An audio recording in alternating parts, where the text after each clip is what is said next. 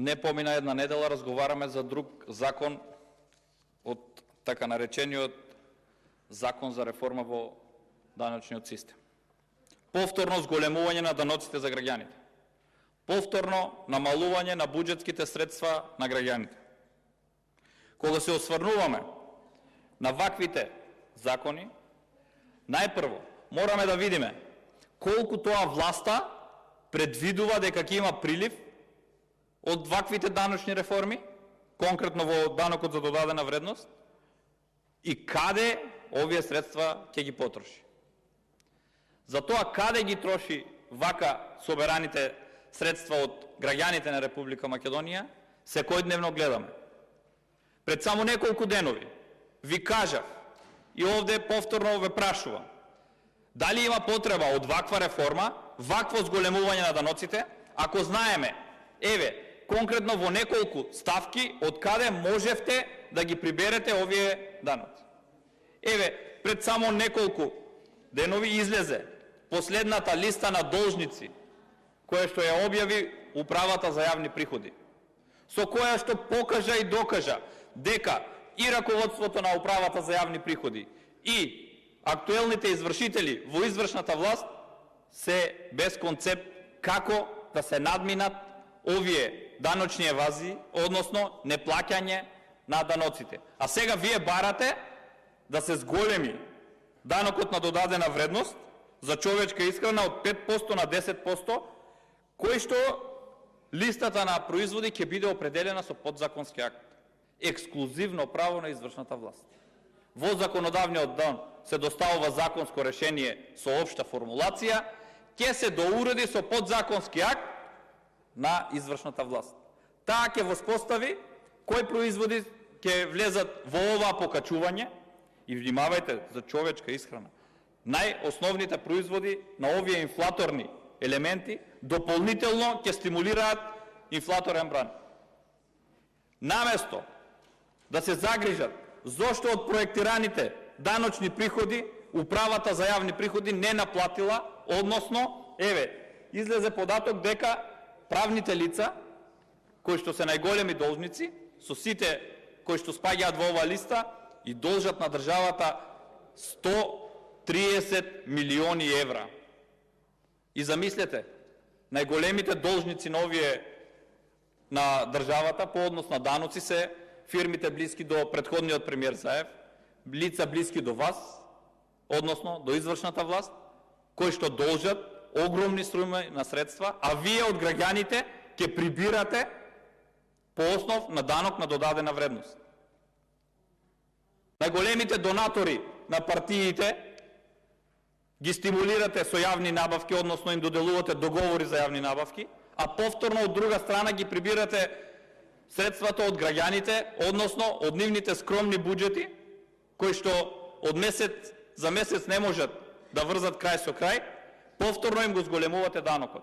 Наместо да се воспостави еден систем за кој што и колегите кога реплицираа на претходното законско решение признаа дека немаат капацитет да се намали сивата економија, која што е 33,4%, за која што, цитирам, вашиот подпредседател на владата изјавува дека опфатот е некаде околу 1,5 милиарди евра.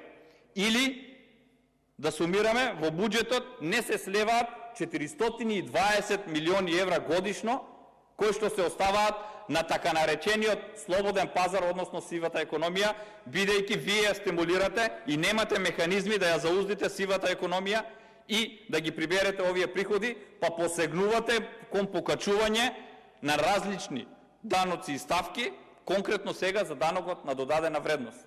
Каде што, повторно, она Управа за јавни приходи, која што единствено се грижи за нивните права, директорката, наместо да се соземе и да воспостави систем, да ги прибави и да ги наплати од правните лица оние 130 милиони евра, кои што се должни овие правни лица, истите дозволувале овие правни лица да стапат, односно да претрпат правен промет, односно да се промени и структурата, собственичката структура, управувачката структура, иако должат во управата за јавни приходи огромни милионски суми на даноци.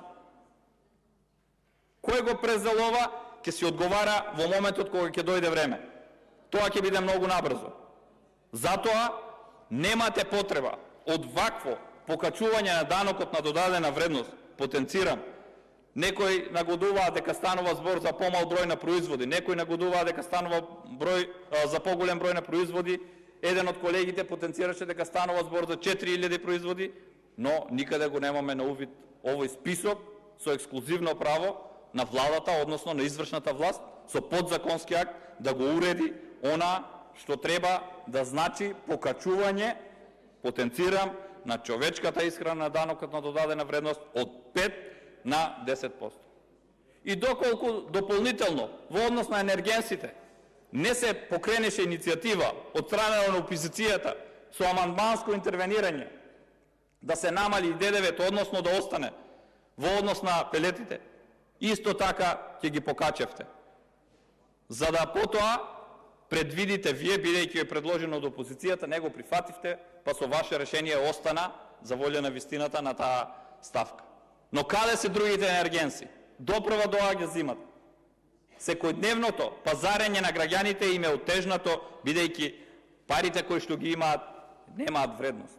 Односно потрошувачката кошница, која што изнесува околу 803 евра за 4-члено семејство, не можат да си ја дозволат, сиромаштијата се повеќе секојдневно расте. Зошто? Затоа што, еве, потенцирав, испумпувате огромни средства на пари од буџетот преку најразлични ставки.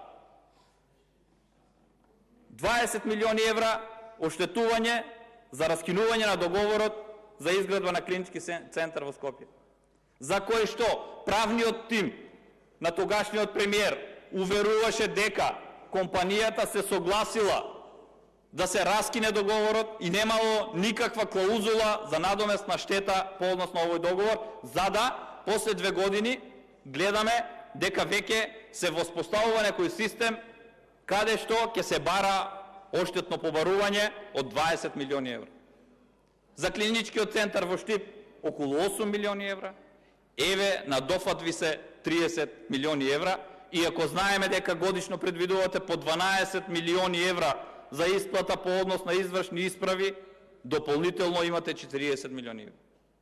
И оние ненаплатени долгови и даноци, кои што ги утврдила управата за јавни приходи, а истата несоодветно постапила да ги наплати или дозволила да се врши правен промет на овие правни лица, со што самата си ги злоупотребила овластувањата кои што ги имала.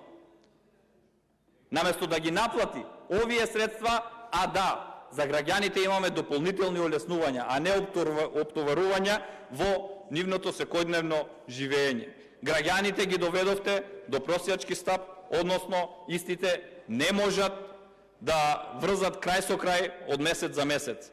Сите овие пакет на даночни реформи ќе удрат по семејните буџети на граѓаните и истите ги чувствуваат, а доправа ќе им се зголемат и сите оние дополнителни трошоци кои што им ги наметнувате.